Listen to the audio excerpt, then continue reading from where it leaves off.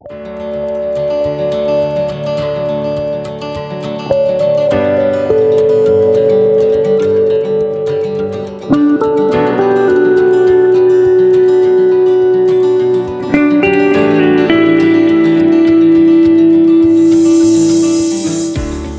လုံးပဲမင်္ဂလာပါ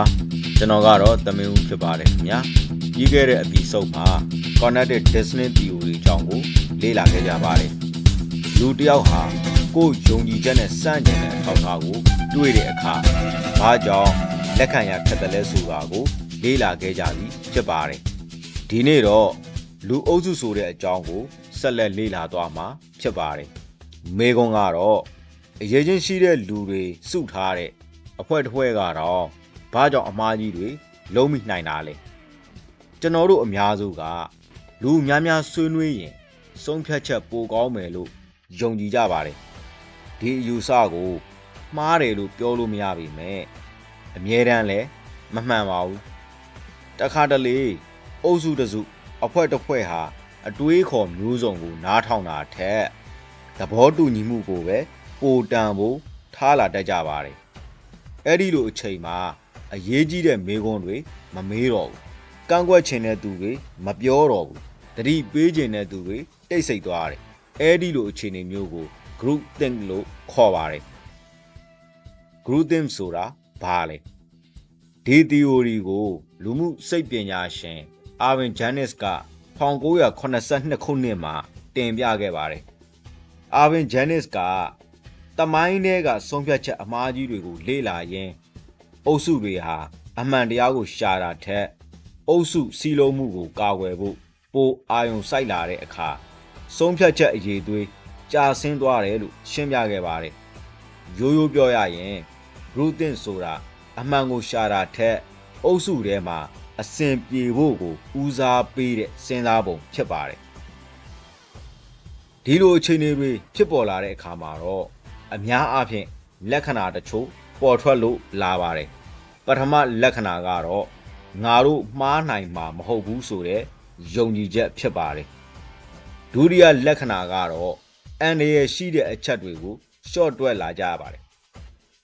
တတိယလက္ခဏာအနေနဲ့ကန့်ကွက်တဲ့သူကိုနားမလဲတဲ့သူအသင်းစိတ်မရှိတဲ့သူအနှောက်အယှက်ပေးတဲ့သူလို့မြင်လာပါတယ်စတုတ္ထလက္ခဏာကတော့လူတချို့ကသဘောမတူပေမဲ့တိတ်ဆိတ်နေလိုက်ကြတယ်။ဘာကြောင့်လဲဆိုတော့ငါတယောက်တည်းကွဲနေမှာဆိုပြီးစိုးရိမ်လို့ဖြစ်ပါတယ်။ group think ကအစိုးရတွေမှာပဲဖြစ်တာမဟုတ်ပါဘူး။နိုင်ငံရေးပါတီတွေ၊ကုမ္ပဏီတွေ၊ကျောင်းသားအဖွဲ့တွေအရက်ဖက်အဖွဲ့အစည်းတွေမှာလည်းဖြစ်လိရှိပါတယ်။တကယ်တမ်းပြောရမယ်ဆိုရင်မိသားစုထဲမှာတောင်ဖြစ်နိုင်ပါတယ်။ဥပမာအနေနဲ့ပြောရရင်အစည်းအဝေးတစ်ခုမှာခေါင်းဆောင်လုပ်တဲ့သူကအကြံတစ်ခုတင်လိုက်တယ်အဖွဲ့ဝင်အများစုကတိတ်ဆိတ်နေကြတယ်တိတ်ဆိတ်နေတာဟာသဘောတူတာမျိုးမလုပ်ချင်လဲဘယ်သူမှမေးခွန်းမထုတ်တော့ဘူးအဲ့ဒီတော့ဆုံးဖြတ်ချက်ကအတီးဖြစ်သွားတယ် information literacy နဲ့ဘာဆိုင်တယ်လဲ information literacy ကအချက်အလက်ကိုစစ်ဆေးတတ်ဖို့သင်ပေးပါတယ်ဒါပေမဲ့အဖွဲ့လိုက်ဆုံးဖြတ်တဲ့အခါအချက်လက်အမှန်တွေရှိနေုံနဲ့မလုံလောက်တော့ပါဘူးအဲ့ဒီအချက်လက်တွေကို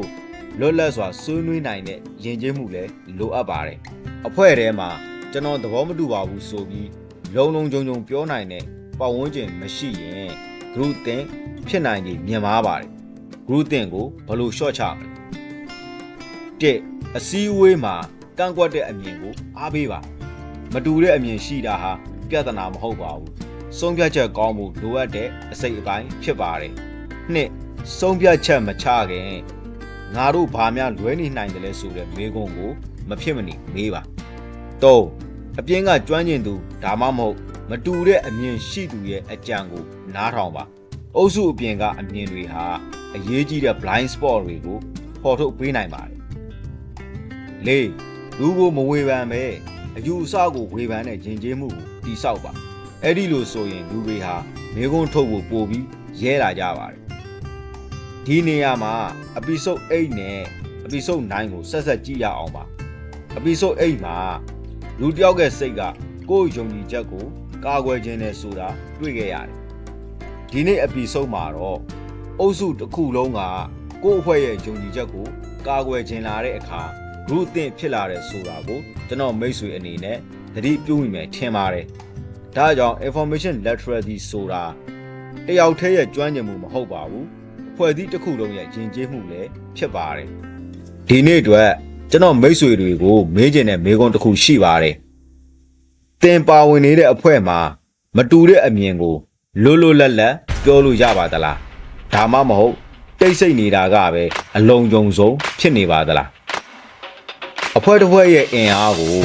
လူတိုင်းသဘောတူနေတာနဲ့မတိုင်းတာပါနဲ့မတူတဲ့အမြင်ကိုနားထောင်နိုင်စွမ်းနဲ့တိုင်းတာပါအမှန်တရားဟာတစ်ခါတရံတိတ်ဆိတ်နေတဲ့လူတစ်ယောက်စီကလည်းလာနိုင်ပါတယ်အဲ့ဒီအတန်ကိုနားထောင်နိုင်တဲ့အဖွဲ့ကသာပိုကောင်းတဲ့ဆုံးဖြတ်ချက်တွေချနိုင်မှာဖြစ်ပါတယ်အပီဆုတ်တန်းမှာတော့